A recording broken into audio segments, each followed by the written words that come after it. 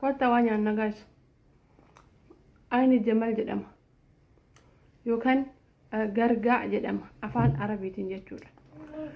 Ayni jamal sababa jedhameef ija gaalaa waan fakkaatuuf. Okay? Akkasumallee inni kun looziidha. Loozii biyya keenyaa fakkaatee loozii fuula Suudaaniidha garuu firee fufurdaadha. Akkasuma inni kun immoo simsimiidha. Okay? Simsiman beekansaa. Simsima ka hammasame xiqqooma hammasame. Akkasuma inni kun maal maqaansaa bazuura al-akbii. Kun akkuma argaa jirtan waa afur kana. Warri bazuura al-akbii fayyadamtanii homaa nuun goone jettan jechuudha. Bazuura al-akbii fayyadamtanii homaa nuun goone jettan akkanatti waliin daakkadhaa fayyadama. Bazuura al-akbii gimaash kiiloo bitattan loozii kana waan riyaala 10 akkasuma ayna jamal waan riyaala 20 akkasuma simsima waan riyaala 10 yoo itti dabaltan ammallee kana maasaaj ittiin goota fuula keessan boqoo keessan kana gittum gootan ittiin maasaaj jechuudha. Normaal maasaajii ani asii gamanatti asillee gamanatti ni galee asii akkana gadi asillee akkana olii fi akkanatti jechuudha. Maasaaj ittiin godhattan isa kana saniin booda xabiidha. Inni sooranni kunneen xabiidha. Maybe duhuna baay'ataa namni hidhuu danda'a. Duhunni kun rakkoon qabu jettan yaansoona keessaa yookaan kamoona yookaan yaansoona keessaa tokko filadhaa riyaalum 10 itti dabaladhaa.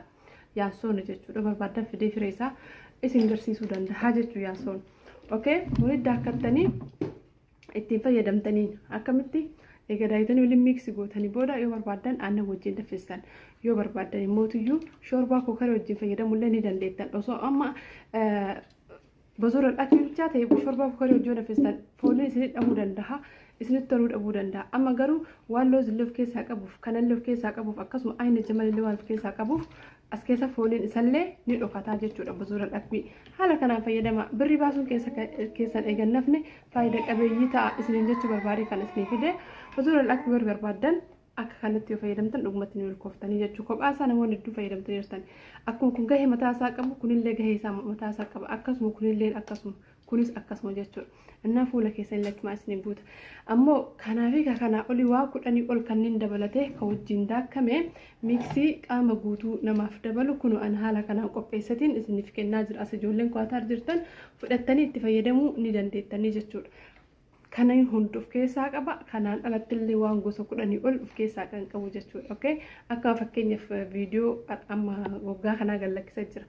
Ganama kana jechuudha laala viidiyoo waggaa kanaas waan hedduusaa sanii ol of keessaa qabaa jechuun miksiin kun.